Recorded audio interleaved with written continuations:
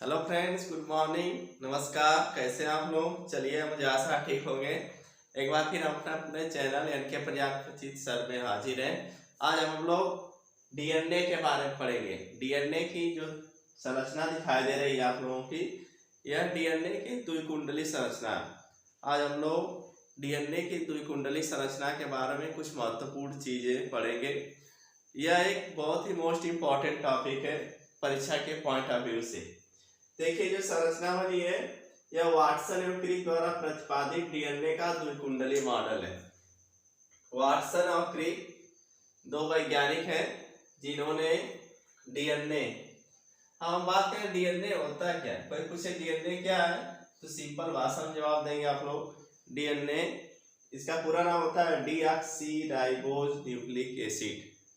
Deoxy ribose nucleic acid यह एक जीवधारियों का आनुवंशिक पदार्थ होता है। यह एक क्या है? आनुवंशिक पदार्थ है, जेनेटिक मटेरियल। यह बड़े जीवों का या कहें सभी जीवों का, कुछ जीवों को छोड़ के, जैसे वायरस, बैक्टीरिया वगैरह कुछ छोड़ के, कुछ लोग जीवों को जो डीएनए होता है यह आनुवंशिक पदार्थ होता है।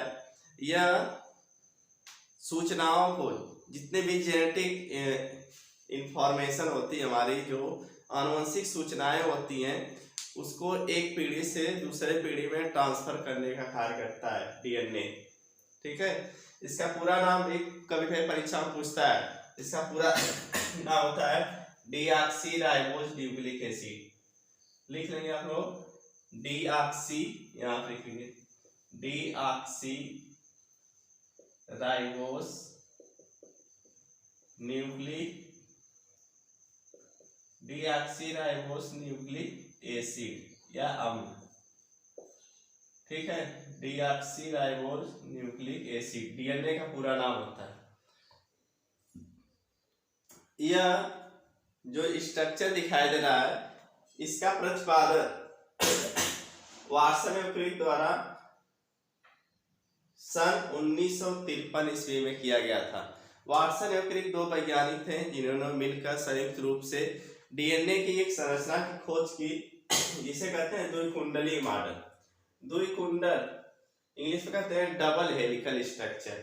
डबल हेलिकल का मतलब, जो संरचना दिखाई दे रही है इसमें देखेंगे दो कुंडल, एक तो इस तरह टेढ़े टेढ़े दिखाई दे रही रस्सी की तरह संरचना, और दूसरा इधर से, इसी कहते हैं कुंडल या हेलिक्स।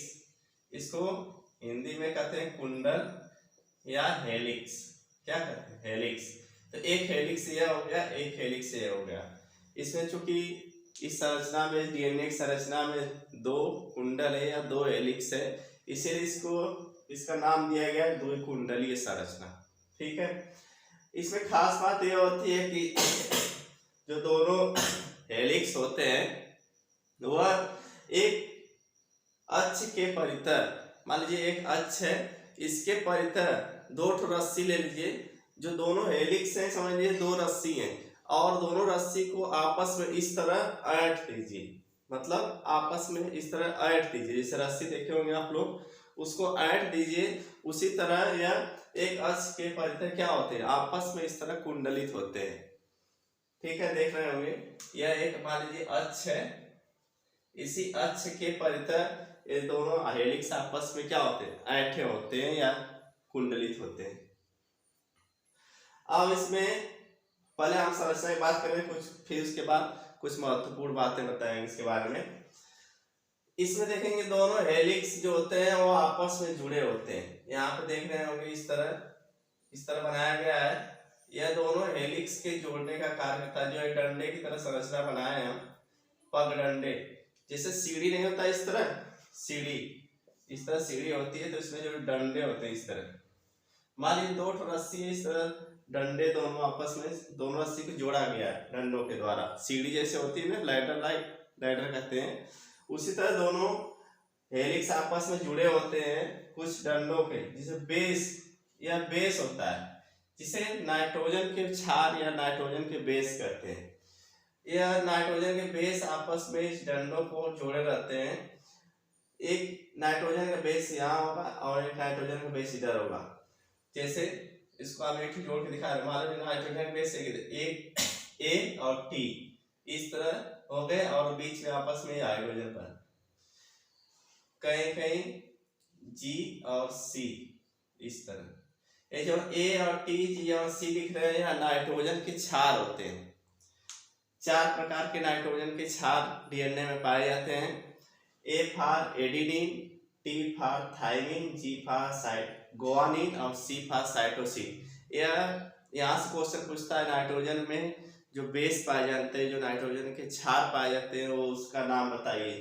तो एडिनिन, थाइमिन, गुआनिन, साइटोसिन, यह 4 बेस होते हैं जो कि डीएनए में पाए जाते हैं। ए हमेशा टी के साथ देख रहे होंगे, ए को टी के साथ जोड़ा गया है। अब बीच में 2 इस तरह पट पाई खींचा गया है। यह पट पाई नहीं है, यह हाइड्रोजन बंद है, हाइड्रोजन बॉन्ड। ठीक है, तो एडिनिन हमेशा थाइमिन के साथ ही जुड़ेगा और 2 हाइड्रोजन बंद के द्वारा जुड़ता है, डबल हाइड्रोजन बॉन्ड के द्वारा जुड़ता है। जी हमेशा सी के साथ जुड़ता है, 3 हाइड्रोजन बंद के द्वारा जुड़ता है, 3 हाइड्रोजन बंद के द्वारा। और एक चीज और बता दें यहीं पे कि डीएनए में एडेनिन, थाइमिन की संख्या, गुआनिन, साइटोसिन की संख्या की हमेशा बराबर होती है। ठीक है, ये भी इसकी खास बात है। अब आगे आते हैं, जो डीएनए का व्यास होता है, इसका व्यास वह 20 एंगस्ट्रॉम होता है, 20 एंगस्ट्रॉम। दिखाई दे रहा है कि नहीं? इधर लिख रहे हैं, जो डीएनए का व्यास होता है यह 20 एंगस्ट्रॉम होता है। इसका जो व्यास है इस तरह पूरा यहां से आता है, ये इसकी दूरी होती है 20 एंगस्ट्रॉम। ठीक है, और डीएनए में जो एक घुमाव, एक हेलिक्स को लेंगे तो यहां से घूमते घूमते घूमते घूमते फिर यहाँ इसका एक चक्कर पूरा होता है। तो एक घुमाव से दूसरे घुमाव के बीच की जो दूरी होती है, इसको मिटा रहे हैं, एक हेलिक्स के एक घुमाव से दूसरे घुमाव के बीच की जो दूरी होती है वह 34 एंगस्ट्रॉम होती है। मोस्ट इंपॉर्टेंट, इस चित्र की एक एक बातें अत्यंत महत्वपूर्ण है, इसको ध्यान से देखिए। एक हेलिक्स के एक घुमाव से, इसका यहाँ से चलेगा, इस तरह आएगा, इधर से यहाँ पे आएगा, तो एक चक्कर पूरा होगा। एक घुमाव से दूसरे घुमाव के बीच की दूरी 34 एंगस्ट्रॉम होगी।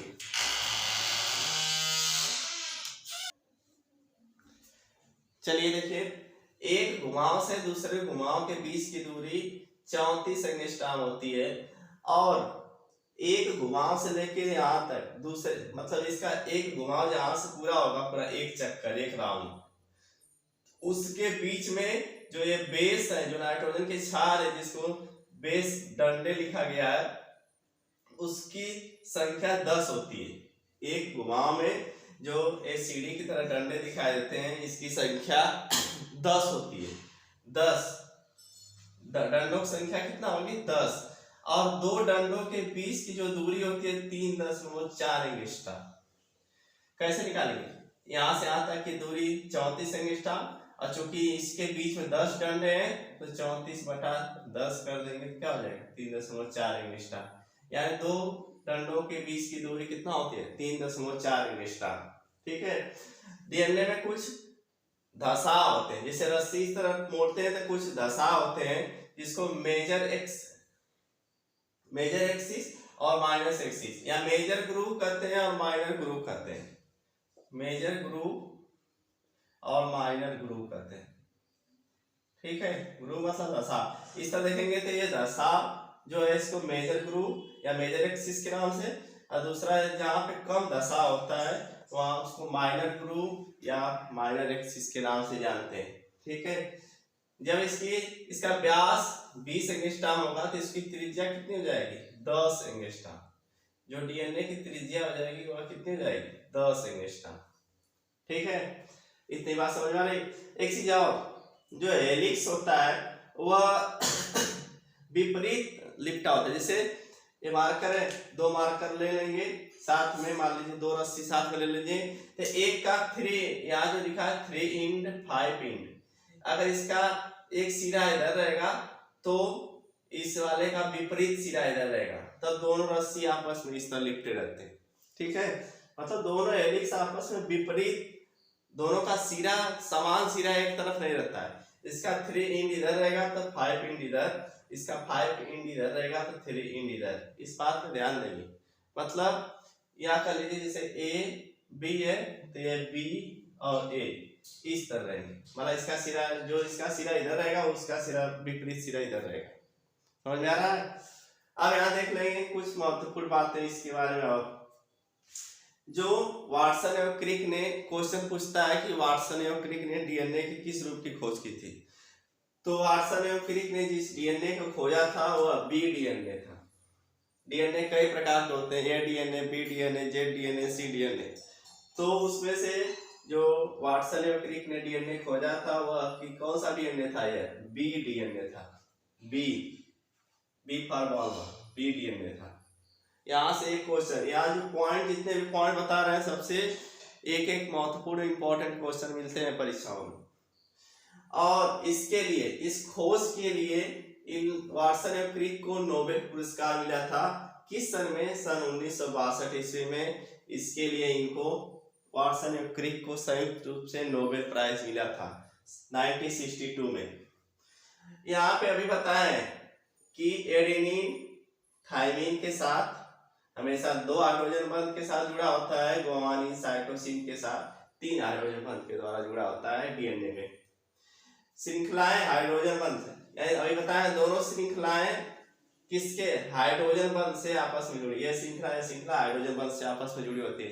तो यह भी पूछता है कि डीएनए में कौन कौन से बंध पाए जाते हैं। तो डीएनए में 2 प्रकार के बंध पाए जाते हैं, एक होता है हाइड्रोजन बंध और दूसरा होता है फास्फोडाइस्टर बंध।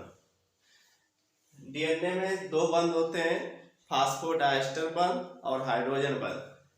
फास्फोडाइस्टर बंध के द्वारा इसमें शुगर फास्फेट इस तरह, शुगर फास्फेट इस तरह आपस में जुड़े होते हैं। ये जो हेलिक्स देख रहे हैं, इस तरह राउंड राउंड स्ट्रक्चर बना है, यह शुगर और फास्फेट की बनी होती है। ठीक है, किसकी? शुगर और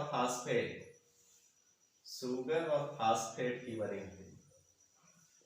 ठीक है। प्यूरिन पिरिमिडिन बेस समान होते हैं। इसमें डीएनए में प्यूरिन जो 4 प्रकार के बेस बताए हैं, यह बेसों को 2 भागों में बांटा गया है। कुछ प्यूरिन बेस आपका हो गया है एडेनिन और गुआनिन प्यूरिन बेस है, और थायमिन, यूरेसिल और साइटोसिन पिरिमिडिन बेस होते हैं। लेकिन डीएनए में यूरेसिल नहीं पाया जाता, इसका ध्यान रखेंगे। बस डीएनए में 4 प्रकार के बेस पाए गए, एडेनिन, थायमिन, गुआनिन और साइटोसिन। एटीजीसी, इस तरह याद रखिए, एटीजीसी, यही चारों नाइट्रोजन बेस पाए जाते हैं। यहाँ से भी क्वेश्चन पूछता है कि डीएनए में कौन सा नाइट्रोजनस क्षार नहीं पाया जाता है। तो यूरेसिल नहीं पाया जाता है, यू फॉर यूरेसिल नहीं पाया जाता है, नोट कर लीजिएगा। यूरेसिल आरएनए में पाया जाता है, आरएनए में थायमिन नहीं होता है। ठीक है, आगे देखेंगे, पूछेगा डीएनए में कौन सी शर्करा पाई जाती है। तो याद रखिएगा इसमें डीऑक्सीराइबोस शर्करा पाई जाती है। डीएनए में डीऑक्सीराइबोस शर्करा पाई जाती है, मोस्ट इंपॉर्टेंट। पूछता है डीएनए में कौन सी शर्करा पाई जाती है, तो डीऑक्सीराइबोस शर्करा। डीएनए के जो अणु होते हैं या किसके बने होते हैं, या डीएनए अणु के मोनोमर क्या है, तो इसके मोनोमर होते हैं या एकलक इकाई क्या है, तो यह डीएनए अणु न्यूक्लियोटाइड्स के बने होते हैं। किसके? न्यूक्लियोटाइड्स के। बहुत सारे हजारों लाखों की संख्या में न्यूक्लियोटाइड्स जुड़ते हैं तो क्या बनता है? डीएनए का अणु। ठीक है, हजारों लाखों की संख्या में न्यूक्लियोटाइड्स जुड़ते हैं तो ये डीएनए का अणु बनता है। यहाँ लिखा है बेस डंडे, बेस डंडो, एक डीएनए अणु में बेस डंडो, यानी यह जो डंडे इस तरह सीढ़ी की तरह डंडे हैं, इनकी संख्या 100 से लेकर 2 लाख तक हो सकती है। कितना? 100 से लेकर 2 लाख तक। ठीक है, और इतना ही इसमें महत्वपूर्ण चीजें हैं। इसमें जो एक एक चीजें बताई गई हैं सब महत्वपूर्ण है, और सभी पॉइंट से परीक्षाओं में क्वेश्चन मिलते हैं, एक एक पॉइंट से एक एक क्वेश्चन मिलता है। चलिए धन्यवाद, आज इसमें यहीं तक, मिलते हैं नेक्स्ट वीडियो में। Thank you.